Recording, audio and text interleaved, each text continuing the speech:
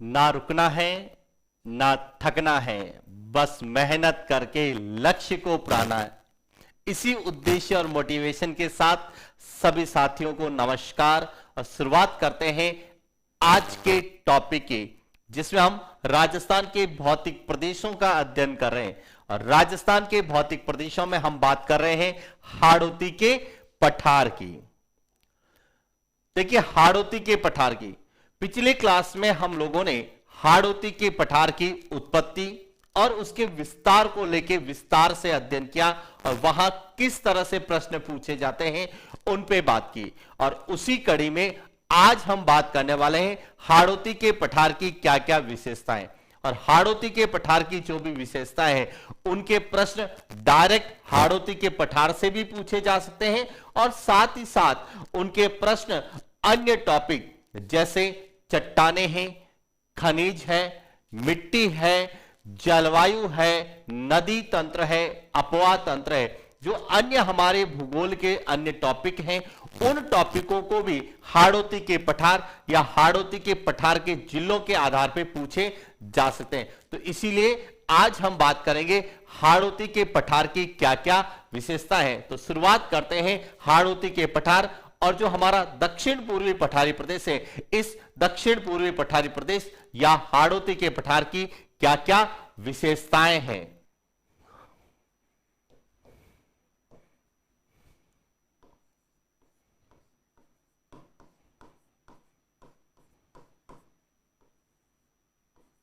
हाड़ौती के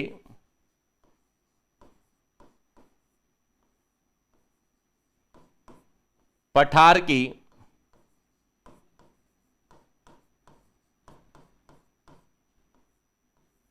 विशेषता।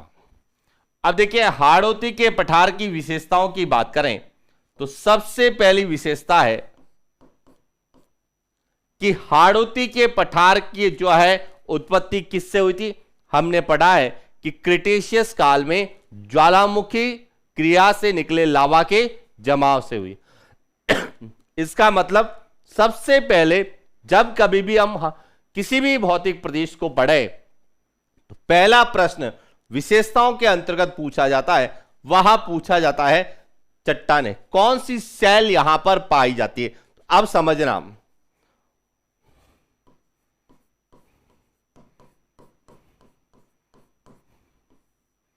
हाड़ौती के पठार में, हाड़ौती के पठार में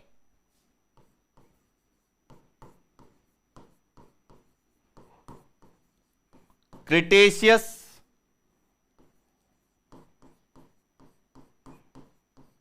कालीन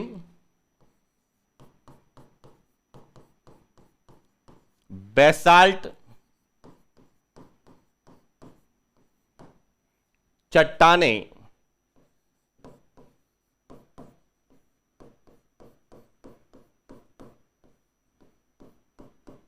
पाई जाती है। देखिए, हाड़ौती के पठार में जो क्रिटेशियस कालीन बेसाल्ट चट्टानें पाई जाती है। अब आपके दिमाग में आ रहा होगा कि ये बेसाल्ट चट्टानें क्या होती है और ये हाड़ौती के पठार में ही क्यों पाई जाती है। तो अब इसके लिए थोड़ा सा समझना, एकदम आपको क्लियर हो जाएगा कि बेसाल्ट चट्टानें क्या होती है और यहां पर क्रिटेशियस काल की बेसाल्ट चट्टानें क्यों पाई जाएगी।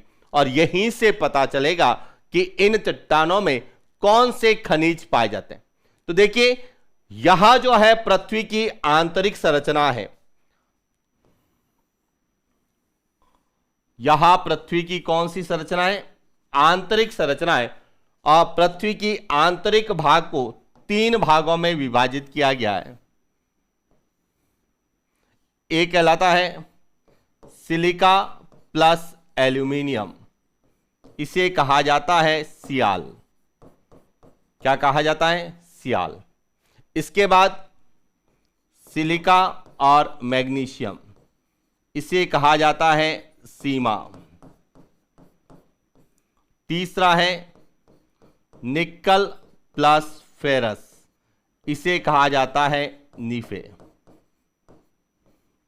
यहां पृथ्वी की आंतरिक संरचना के अंतर्गत 3 परतें, जिसमें सियाल जो है यहां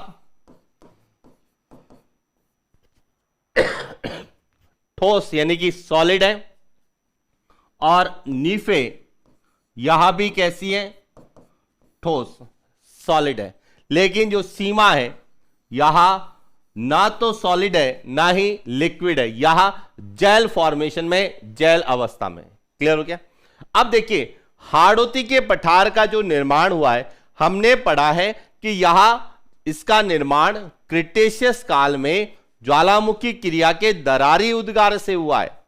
इसीलिए जब क्रिटेशियस काल में इस जेल से दरारों के माध्यम से लावा धरातल के ऊपर आया, और इस तरह से लावा धरातल के ऊपर क्या होता गया, जमा होता गया। अब समझना, यहां पर जो भी चट्टानें हैं, यहां सब चट्टानें होगी,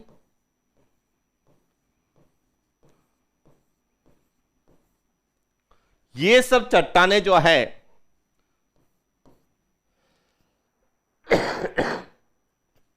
किससे निर्मित है, आग से निर्मित है। इसीलिए इन्हें हम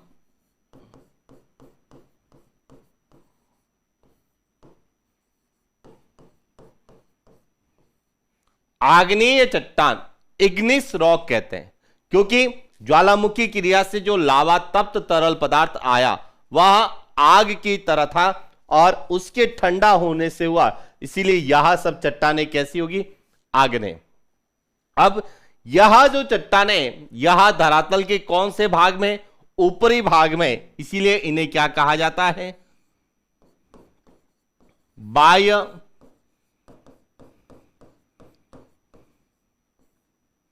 आग्नेय चट्टान।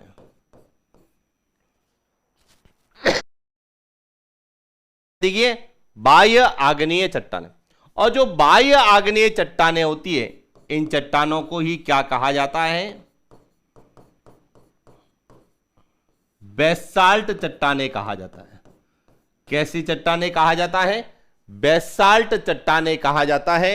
और इसीलिए हम कहते हैं कि हाड़ौती के पठार में क्रिटेशियस काल की बेसाल्ट चट्टानें पाई जाती है। अब क्यों पाई जाती है, अब शायद आपको क्लियर हो गया होगा, क्योंकि हाड़ौती के पठार का निर्माण ज्वालामुखी क्रिया से निकले लावा से हुआ है, और यह लावा जो निकला यह किस काल में निकला, क्रिटेशियस काल में, इसीलिए क्रिटेशियस कालीन चट्टानें।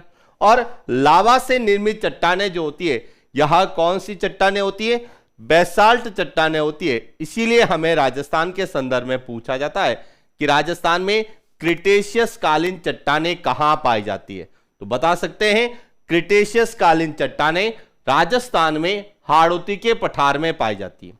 दूसरा, राजस्थान में बेसाल्ट चट्टानें कहां पाई जाती है, तो राजस्थान में बेसाल्ट चट्टानें भी कहां पाई जाएगी, हाड़ौती के पठार में। क्लियर हो गया? अब देखिए यहां पर चट्टानें, तो जहां चट्टानें हैं वहां पर जो है आपको खनिज भी मिलेंगे। तो अब दूसरा पॉइंट इन चट्टानों से ही पता चलता है कि हाड़ौती के पठार में कौन से खनिज पाए जाते हैं। तो एक एक पॉइंट याद रखना।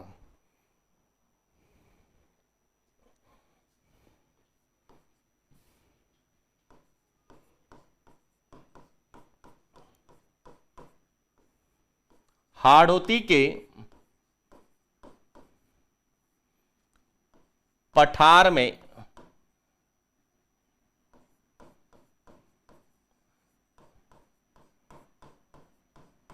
एल्यूमिनियम कोष्टक में बॉक्साइट तथा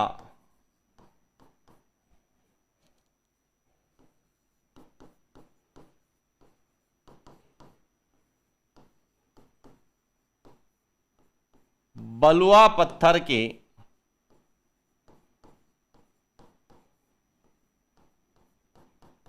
भंडार है। यानी कि हाड़ौती के पठार में कौन से खनिज पाए जाएंगे, एक तो एल्यूमिनियम जिसका अयस्क कौन सा है, बॉक्साइट, और दूसरा क्या पाया जाएगा, बलुआ पत्थर। तो इसीलिए यहां से हमारा एक इंपॉर्टेंट प्रश्न बनता है।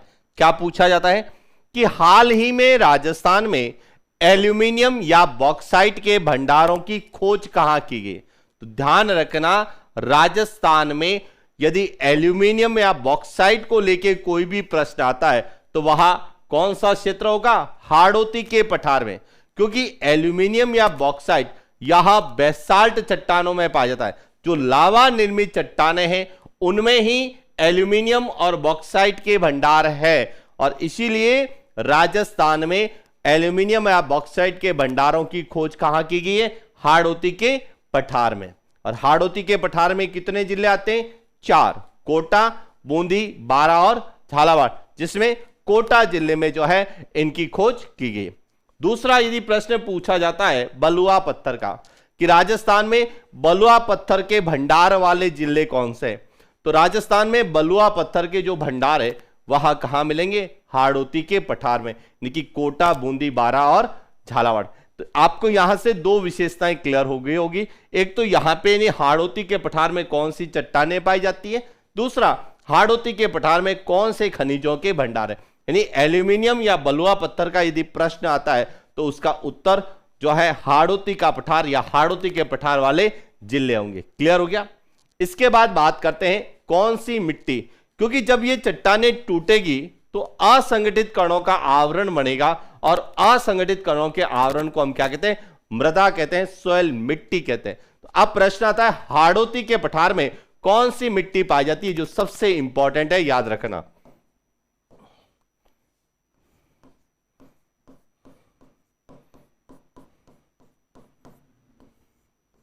हाड़ौती के पठार में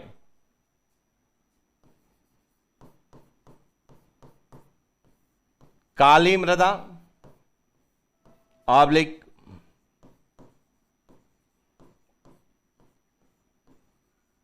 मध्यम काली मृदा ऑब्लिक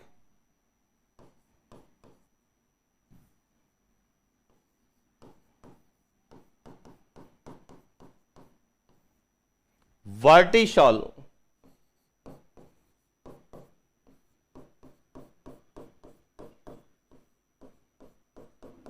पाई जाती है। यानी कि यदि आपसे पूछा जाए कि हाड़ौती के पठार में कौन सी मिट्टी पाई जाती है, तो ध्यान रखना कौन सी मिट्टी पाई जाएगी, काली मिट्टी, जिसे मध्यम काली मिट्टी या वैज्ञानिक वर्गीकरण में वर्टिसॉल कहते हैं। अब हाड़ौती के पठार में काली मिट्टी क्यों पाई जाएगी, इसका क्या कारण है, तो हम पढ़ते हैं काली मिट्टी का निर्माण, कि काली मिट्टी का निर्माण कैसे होता है। और काली मिट्टी के निर्माण को यदि आपने पढ़ लिया तो आपको यह भी पता चल जाएगा कि हाड़ौती के पठार में काली मिट्टी क्यों पाई जाती है, समझना।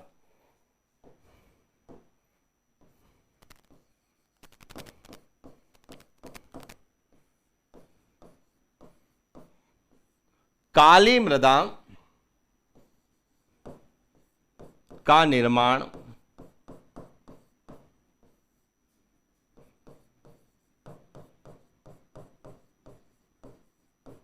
ज्वालामुखी क्रिया से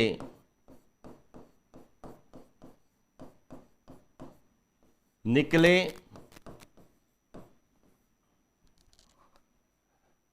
लावा के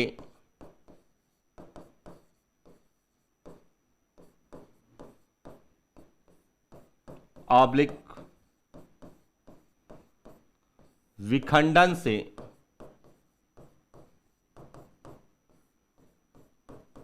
हुआ है। यानी कि काली मिट्टी का जो निर्माण है वह किस कारण हुआ है, कि काली मिट्टी का निर्माण ज्वालामुखी क्रिया से जो लावा निकला और लावा से जो चट्टानें बनी, जिन्हें हम लावा निर्मित चट्टानें कहते हैं, और ये जब चट्टानें टूटी या उनका विखंडन या अपक्षरण हुआ तो उस कारण जो है काली मिट्टी का निर्माण हुआ।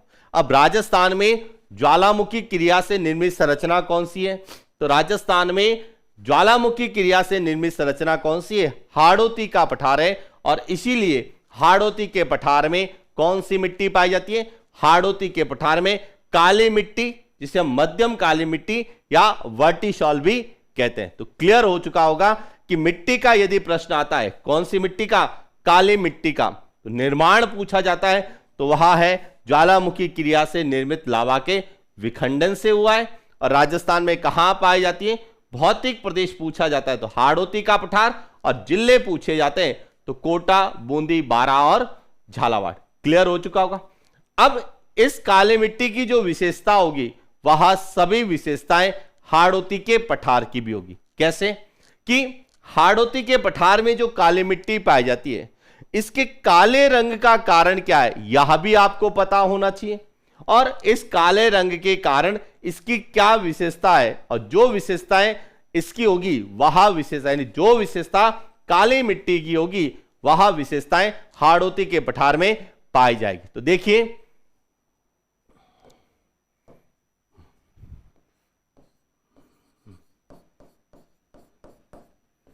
काली मृदा के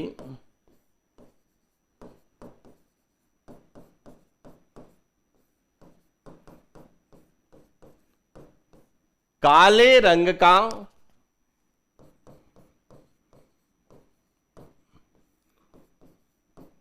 प्रमुख कारण लोहा तथा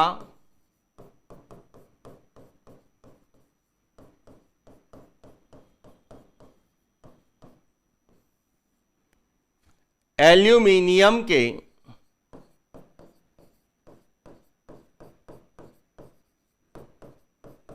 टिटेनोफेरस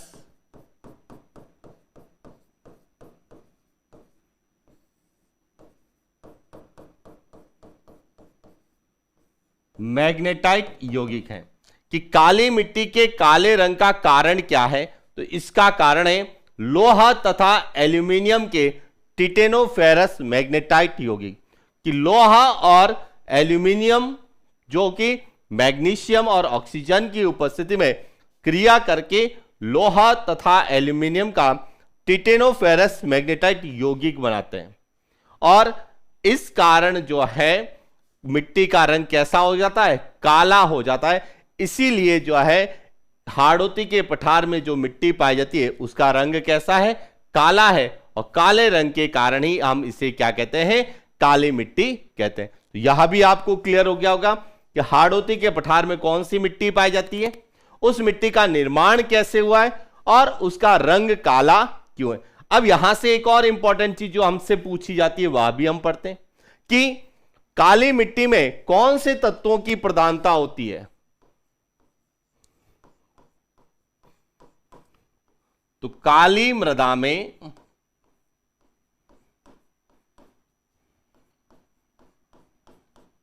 लोहा तथा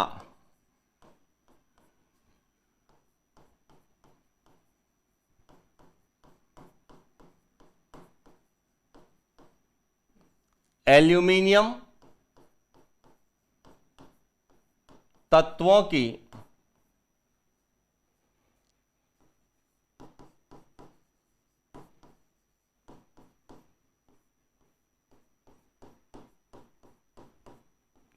अधिकता होती है। यह भी क्लियर होना चाहिए कि काली मिट्टी में कौन से तत्वों की अधिकता होती है। तो काली मिट्टी में लोहा और एल्यूमिनियम तत्वों की क्या होती है? अधिक होती है। और लोहा और एल्यूमिनियम दोनों ही क्या है? धातु है। तो इसीलिए काली मिट्टी में धातु की एक परत पाई जाती है, और इस परत के कारण ही काली मिट्टी में पानी नीचे नहीं जा पाता, और जिसे हम क्या कहते हैं? जल धारण क्षमता। तो राजस्थान में सर्वाधिक जल धारण क्षमता किस मिट्टी की होती है? काली मिट्टी की होती है। क्यों होती है? क्योंकि इसमें लोहा और एल्यूमिनियम तत्वों की प्रधानता या अधिकता होती है, जिसके कारण धरातल के ऊपर एक जो है धातुओं की परत आ जाती है, और उस परत के कारण जो है पानी नीचे नहीं जा पाता है। और जब तक पानी नीचे नहीं जाएगा तब तक पानी कहां रहेगा? धरातल के ऊपर रहेगा, और जब धरातल के ऊपर रहेगा तो इसे हम क्या कहते हैं? जल धारण क्षमता। तो यह भी प्रश्न आपसे पूछा जा सकता है।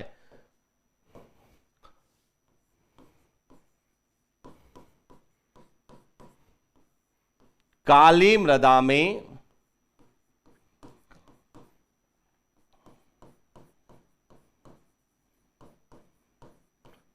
जल धारण क्षमता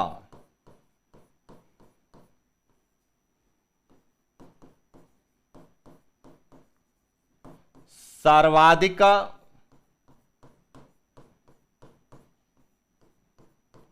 होती है। जल धारण क्षमता क्या होती है? सर्वाधिक होती है। जल धारण करने की क्षमता इसकी सबसे ज्यादा होगी, और जब जल धारण क्षमता ज्यादा होगी तो जल ग्रहण क्षमता क्या होती है? सबसे कम होती है। यह भी नोट कर लेना। काली मृदा में जल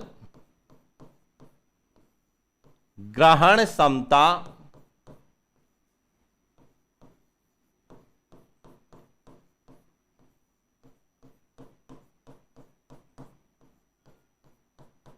न्यूनतम होती है। दोनों ध्यान रखना, जल धारण क्षमता जिसकी ज्यादा होगी, जल ग्रहण क्षमता उसकी क्या होगी? कम होगी। तो काली मिट्टी की जल धारण क्षमता सर्वाधिक होती है, इसीलिए काली मिट्टी में जल ग्रहण क्षमता क्या होती है? कम होती है। ग्रहण का मतलब है अंदर जाना, और धारण का मतलब है सतह पर रहना। सतह पर ज्यादातर पानी किस मिट्टी में रहेगा? काली मिट्टी में रहेगा, इसीलिए काली मिट्टी में जल ग्रहण क्षमता क्या होगी? ज्यादा होगी। पानी अंदर नहीं जा पाएगा, जिसे हम कहते हैं जल ग्रहण क्षमता सबसे कम होगी। अब देखिए यहां जो सबसे इंपॉर्टेंट पॉइंट्स बनता है कि काली मिट्टी में जल धारण क्षमता ज्यादा होती है, और ज्यादा जल धारण क्षमता होने के कारण काली मिट्टी को क्या कहा जाता है? रेगुर मृदा कहा जाता है। कौन सी मिट्टी कहा जाता है? रेगुर मृदा कहा जाता है। यह भी नोट कर लीजिए।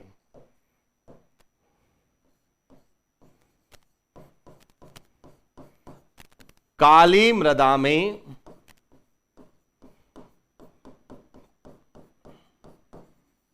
जल धारण क्षमता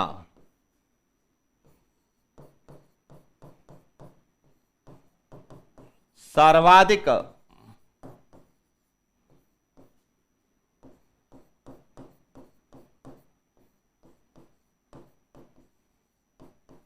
होने के कारण इसे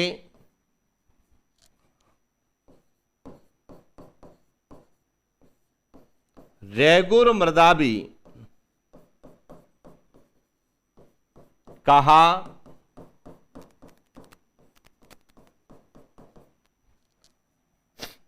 जाता है। यानी कि काली मृदा में जो है जल धारण क्षमता सबसे ज्यादा होती है, और सर्वाधिक जल धारण क्षमता होने के कारण इसे कौन सी मिट्टी कहते हैं? रेगुर मिट्टी कहते हैं। कौन सी कहते हैं? रेगुर मृदा कहते हैं। क्लियर हो गया? अब इंपॉर्टेंट पॉइंट,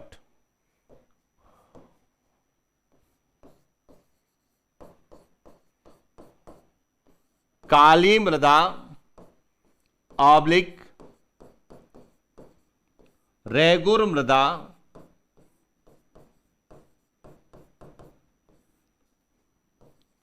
कपास के लिए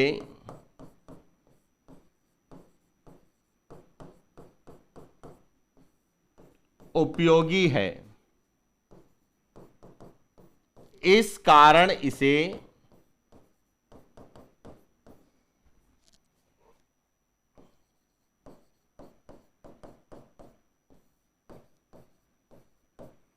कपासी मृदा भी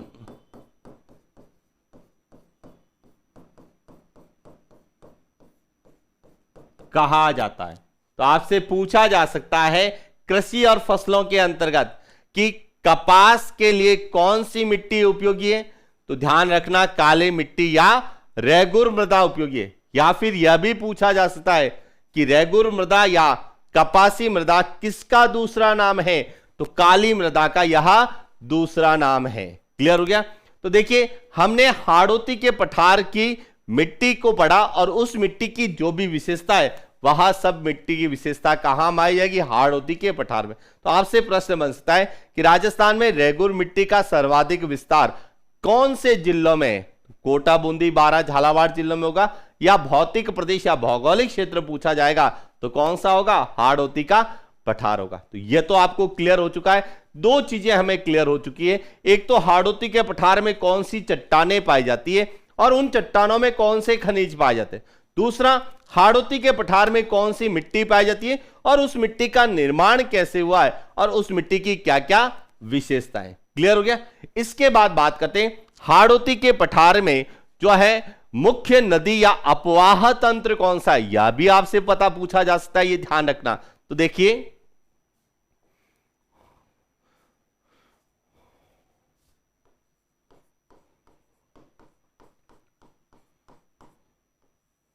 हाड़ौती के पठार की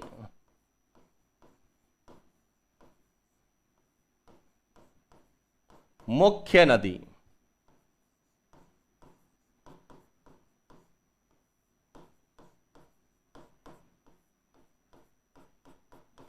चंबल नदी। ये ध्यान रखना, हाड़ौती के पठार की मुख्य नदी कौन सी है?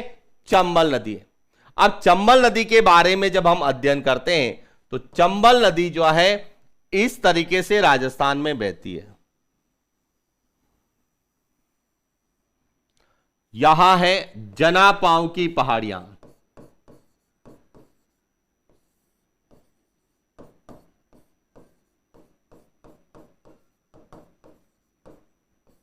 कहां पर है? मध्य प्रदेश से यहां चंबल नदी निकलती है और राजस्थान में कहां से प्रवेश करती है? राजस्थान में यहां प्रवेश करती है चौरासीगढ़,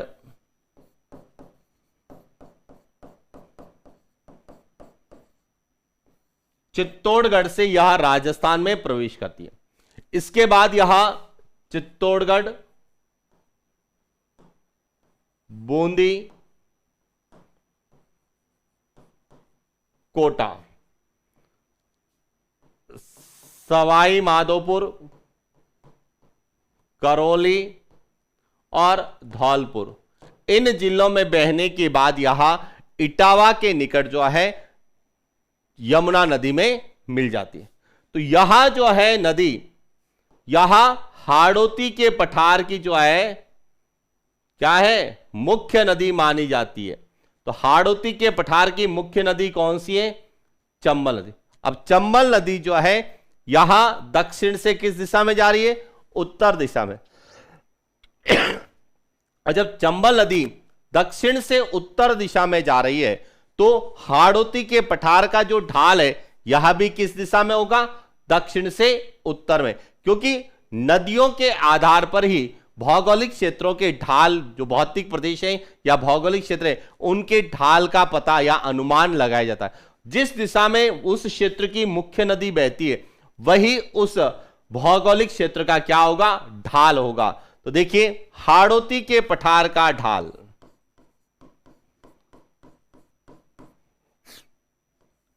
हाड़ौती के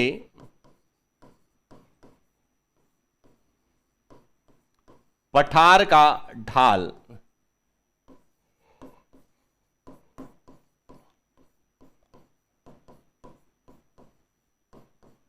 दक्षिण से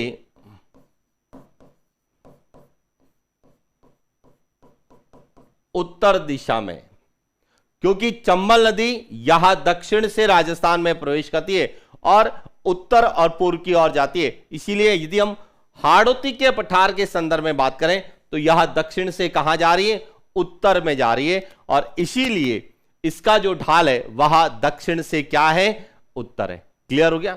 अब एक और पॉइंट ध्यान रखना यहीं से कि जो चंबल नदी है या चंबल नदी तंत्र, यह राजस्थान का सबसे बड़ा नदी तंत्र है।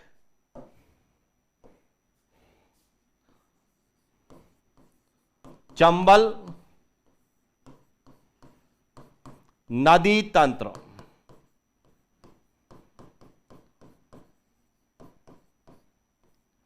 राजस्थान का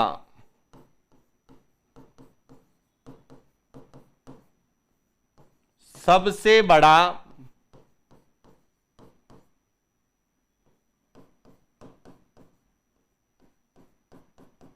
नदी तंत्र है। यानी कि चंबल नदी तंत्र राजस्थान का सबसे बड़ा नदी तंत्र है। अब आप कहेंगे सबसे बड़ा नदी तंत्र चंबल नदी तंत्र कैसे हुआ? सर, हमने तो पढ़ा है कि सबसे बड़ा अपवाह तंत्र आंतरिक अपवाह तंत्र है।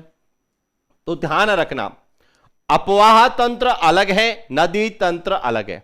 अपवाह तंत्र में राजस्थान का सबसे बड़ा अपवाह तंत्र आंतरिक प्रवाह तंत्र है, जो राजस्थान के कुल अपवाह तंत्र का लगभग 60% है। नदी तंत्र का अर्थ है कि वह नदी या तंत्र जिसमें नदियों की संख्या ज्यादा है। तो राजस्थान में सबसे ज्यादा नदियां चंबल नदी तंत्र या बंगाल की खाड़ी नदी तंत्र में है। इसीलिए राजस्थान का सबसे बड़ा नदी तंत्र कौन सा है? चंबल नदी तंत्र है। और चंबल नदी तंत्र क्यों है? क्योंकि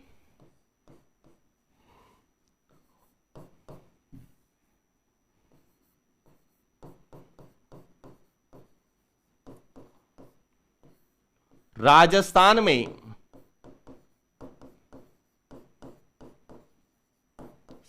सर्वाधिक नदियां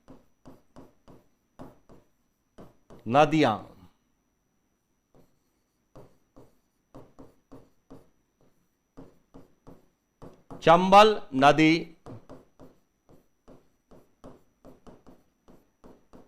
तंत्र में, यानी कि राजस्थान में सर्वाधिक नदियां चंबल नदी तंत्र में, इसीलिए चंबल नदी तंत्र सबसे बड़ा नदी तंत्र है। अब देखिए, जब चंबल नदी तंत्र में नदियां ज्यादा होगी तो राजस्थान में सबसे ज्यादा नदियां कहां होती हैं? तो हमने पढ़ा है कि राजस्थान में सबसे ज्यादा नदियां कोटा संभाग में, और कोटा संभाग जो है कहां आता है? हाड़ौती के पठार में। तो इसीलिए हाड़ौती का जो पठार है यहां राजस्थान में सर्वाधिक नदियों वाला जो है भौगोलिक क्षेत्र है। प्रश्न पूछा जा सकता है कि राजस्थान में सर्वाधिक नदियां किस भौगोलिक प्रदेश में है? तो हाड़ौती के पठार में है। राजस्थान में सर्वाधिक नदियां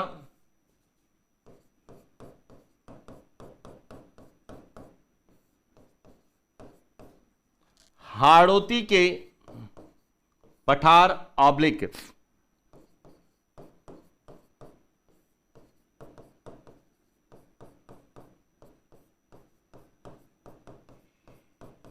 कोटा संभाग में। अब क्यों है समझ में आ गया होगा, क्योंकि हाड़ौती के पठार में चंबल नदी तंत्र है, और चंबल नदी तंत्र राजस्थान का सबसे बड़ा नदी तंत्र है, और इसीलिए हाड़ौती के पठार में सबसे ज्यादा क्या है? नदियां हैं। यहां जो हमें चंबल नदी से पता चलता है कि हाड़ौती के पठार की मुख्य नदी कौन सी है? चंबल है। तो उससे हमें यह पता चलता है कि हाड़ौती के पठार का ढाल किस दिशा में? तो दक्षिण से उत्तर है। और चंबल नदी तंत्र राजस्थान का सबसे बड़ा नदी तंत्र है। तो राजस्थान में सबसे ज्यादा नदियां किस संभाग में है? कोटा संभाग में। किस भौतिक प्रदेश में है? तो हाड़ौती के पठार में। यहां तक क्लियर हो गया। अब यहां से एक और इंपॉर्टेंट चीज कि जब यहां पर नदियां ज्यादा है तो यहां पर जल द्वारा मृदा का अपरदन भी क्या होगा? ज्यादा होगा। यह प्रश्न पूछा भी गया है कि राजस्थान में सर्वाधिक जलीय अपरदन से प्रभावित क्षेत्र कौन सा है? तो उसमें चंबल बेसिन पूछा जाता है, क्योंकि चंबल नदी के आसपास का है। और यदि भौगोलिक क्षेत्र पूछा जाएगा तो कौन सा होगा? हाड़ौती का पठार। अब समझना कैसे।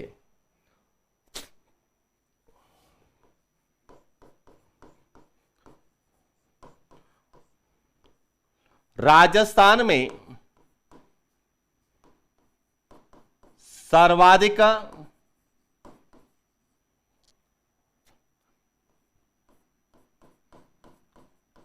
जलीय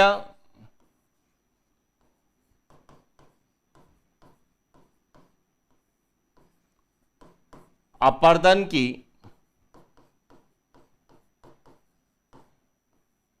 समस्या से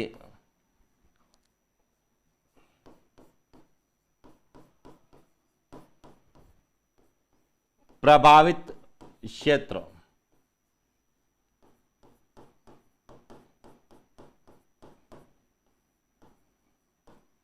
हाड़ौती का पठार ऑब्लिक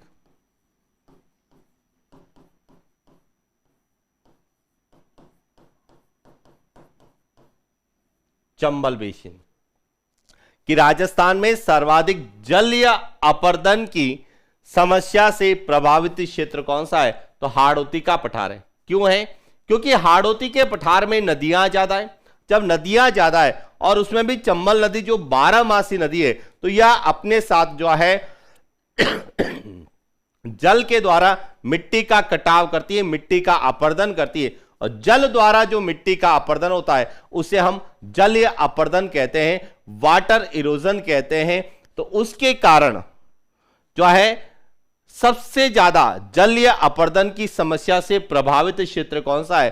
तो राजस्थान में जो है हाड़ौती का पठार है। अब यहां समझना कि राजस्थान में कितने प्रकार का अपरदन होता है, क्योंकि मृदा जो है कई बार तो हमें डायरेक्ट पूछी जाएगी, कई बार इनडायरेक्ट पूछी जाएगी। तो अब हम यहां पर कुछ चीजें राजस्थान के संदर्भ में उन पॉइंट्स पर बात करते हैं जो हमें यहां से पूछे जाने की संभावना है। कैसे?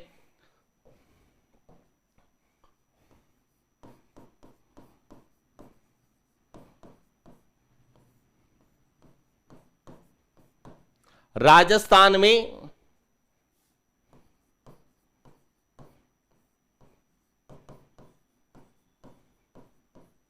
मृदा अपरदन, राजस्थान में जो मृदा अपरदन है मुख्य रूप से दो प्रकार से होता है। एक होता है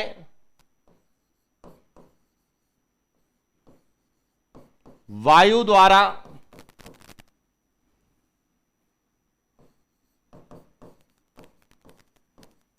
अपरदन और दूसरा होता है जल द्वारा अपरदन। अब जो जल द्वारा जो अपरदन होता है यह दो प्रकार से होता है। एक होता है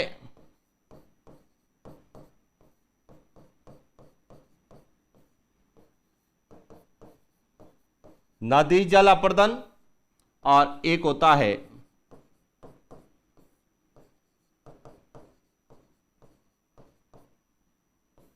चादरी अपरदन। तो अब राजस्थान में जो मृदा अपरदन होता है यह दो प्रकार से होता है, एक वायु द्वारा और एक जल द्वारा। अब देखिए वायु द्वारा जो अपरदन है यह सबसे ज्यादा होता है पश्चिमी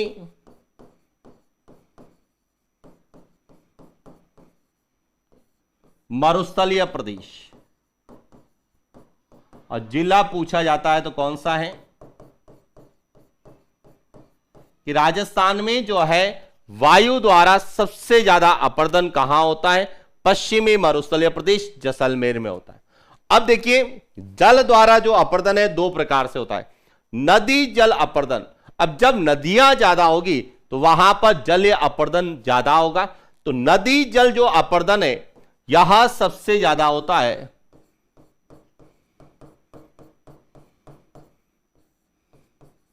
हाड़ौती के पठार में, और जिला पूछा जाएगा तो कौन सा होगा? कोटा में। अब आप कहेंगे सर चादरी अपरदन क्या होता है? अब समझना, चादरी अपरदन जो है यह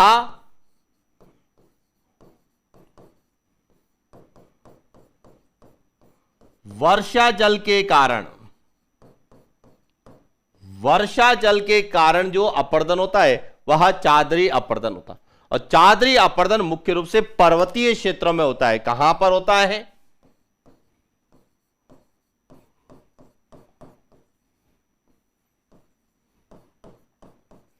पर्वतीय क्षेत्रों में। और यदि हम राजस्थान में बात करें तो ऊंचे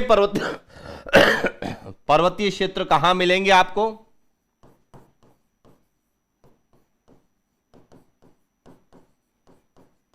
दक्षिणी अरावली में। और दक्षिणी अरावली या राजस्थान में सबसे ज्यादा जो है पर्वत चोटियां ऊंची कहां पर है? सिरोही में।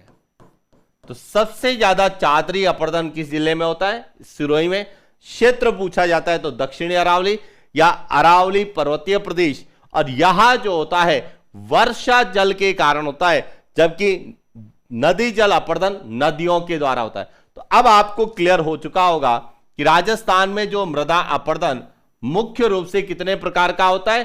दो प्रकार से होता है, मृदा द्वारा या वायु द्वारा या जल द्वारा।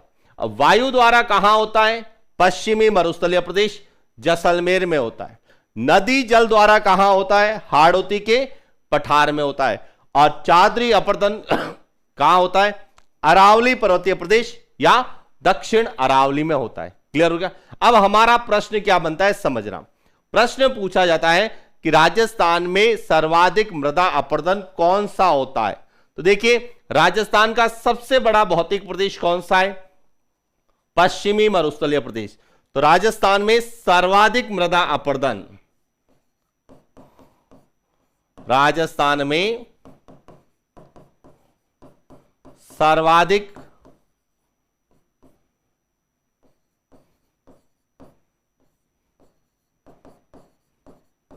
मृदा अपर्दन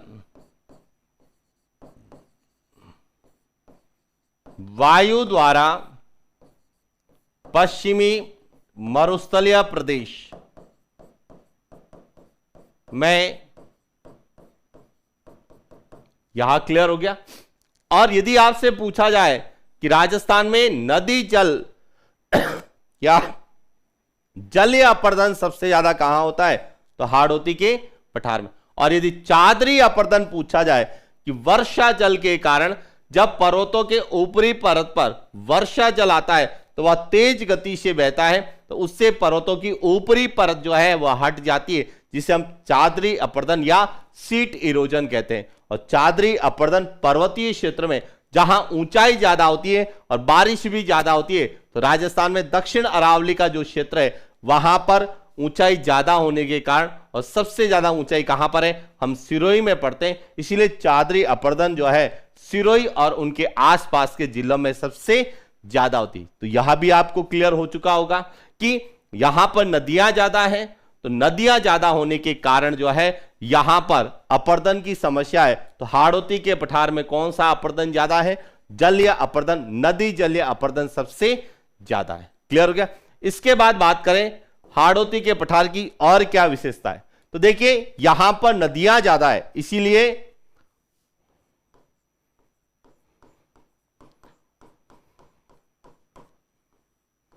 हाड़ौती के पठार में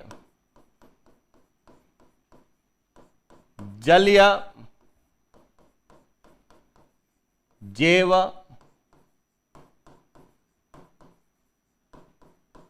विविधता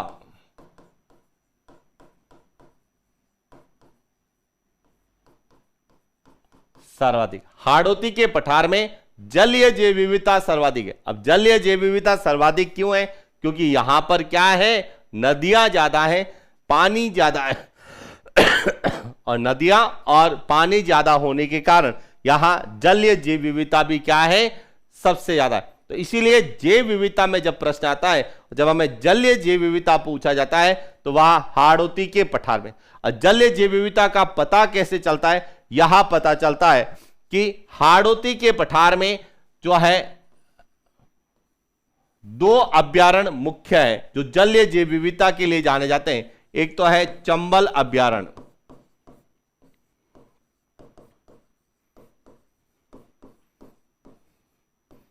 चंबल अभ्यारण्य यहां कोटा में है, और यहां मगरमच्छ और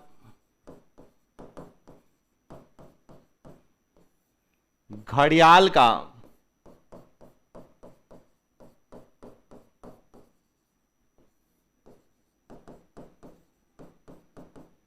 प्राकृतिक आवास है। दूसरा है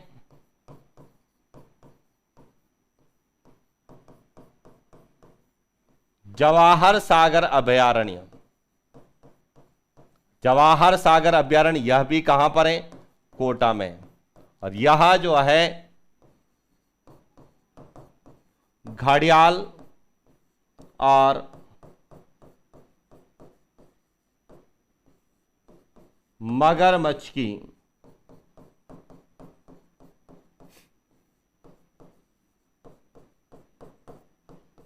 प्रजनन स्थली है। तो घड़ियाल और मगरमच्छ की प्रजनन स्थली कौन सी है?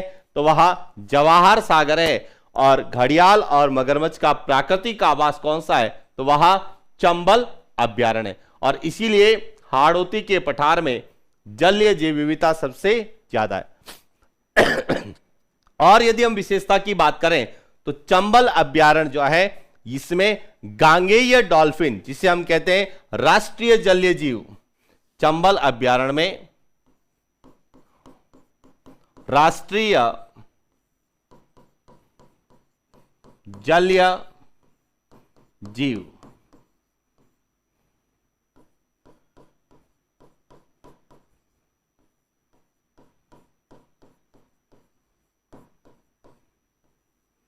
गांगेय डॉल्फिन पाई जाती है। तो आपसे पूछा जा सकता है कि राजस्थान में जो है राष्ट्रीय जलीय जीव कहां पाया जाता है, तो चंबल अभ्यारण्य कोटा में पाया जाता है।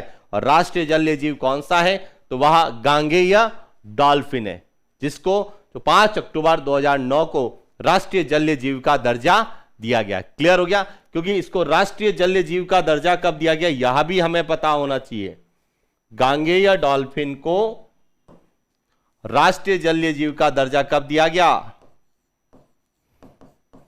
5 अक्टूबर 2009 को गांगेय डॉल्फिन को राष्ट्रीय जलीय जीव का दर्जा दिया गया। क्लियर हो गया? तो ये थी हाड़ौती के पठार की विशेषताएं, जिसमें हमने हाड़ौती के पठार में कौन सी चट्टानें पाई जाती है और उन चट्टानों में कौन से खनिज पाए जाते हैं, हाड़ौती के पठार में कौन सी मिट्टी पाई जाती है और उसकी क्या विशेषता है, हाड़ौती के पठार में मुख्य नदी कौन सी है, हाड़ौती के पठार का ढाल क्या है, हाड़ौती के पठार की जो है नदियों के कारण कौन सी समस्या वहां ज्यादा है। और एक और इंपॉर्टेंट चीज जो हाड़ौती के पठार से हमें पूछी जाती है और वह इसी नदी तंत्र से संबंधित है कि राजस्थान में अंतः अधर अस्पष्ट प्रवाह तंत्र कहां पाया जाता है, यह भी आपको पता होना चाहिए।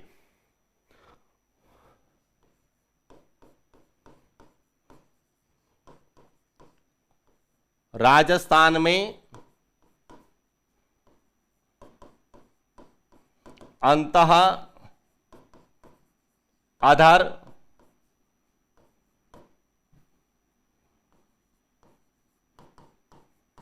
अस्पष्ट अपवाह तंत्र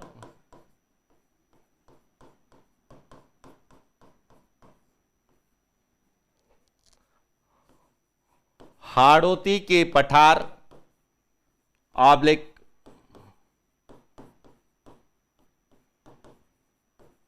दक्षिण पूर्वी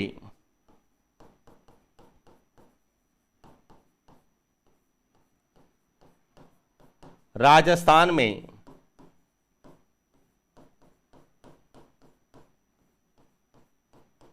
पाया जाता है। अब आप कहेंगे सर अंतः अधर अस्पष्ट अपवाह तंत्र क्या होता है, क्योंकि जब हम राजस्थान का अपवाह तंत्र पढ़ते हैं तो हमें 3 प्रकार का अपवाह तंत्र पढ़ाया जाता है, लेकिन यह अंतः अधर अस्पष्ट अपवाह तंत्र क्या होता है। तो देखिए, ऐसी नदियां जिनका उद्गम स्थल और समाप्ति स्थल दोनों नहीं निश्चित होते हैं, उन्हें हम अस्पष्ट अपवाह तंत्र में शामिल करते हैं कि यह किसका भाग है यह हमें पता नहीं है, क्योंकि यह कहां से निकलती है यह भी नहीं पता है, कहां समाप्त होगी यह भी हमें नहीं पता होगा। और जो ऐसी नदियां जिनका उद्गम स्थल और समाप्ति स्थल दोनों नहीं पता होता है, उन्हें हम अंतः अधर अस्पष्ट अपवाह तंत्र में शामिल करते हैं। और यह अपवाह तंत्र वहां पाया जाता है जहां नदियों की संख्या क्या होती है, ज्यादा होती है। और राजस्थान में सबसे ज्यादा नदियां हाड़ौती के पठार में हैं, इसीलिए राजस्थान में अंतः अधर अस्पष्ट प्रवाह तंत्र कहां पाया जाता है, हाड़ौती के पठार में पाया जाता है। और ये कई बार एग्जाम में पूछा गया है। तो क्लियर हो चुका है, हमने 3 चीजें हाड़ौती के पठार की विशेषताओं के अंतर्गत बात की, चट्टानों की बात की, इसके साथ हमने मिट्टी की बात की और साथ ही साथ वहां की नदी तंत्र के बारे में बात की और नदी तंत्र की विशेषताओं के बारे में बात की। और इसी तरह से नेक्स्ट क्लास में हाड़ौती के पठार की कुछ और विशेषताएं जो कृषि को लेके हैं, जनजातियों को लेके, पशु संपदा को लेके, उन पर बात करेंगे। और साथ ही साथ हम लोग जो है हाड़ौती के पठार के वर्गीकरण का भी जो है हम अध्ययन करेंगे। तो आज के लिए इतना ही, मिलते हैं अगली क्लास। Thank you.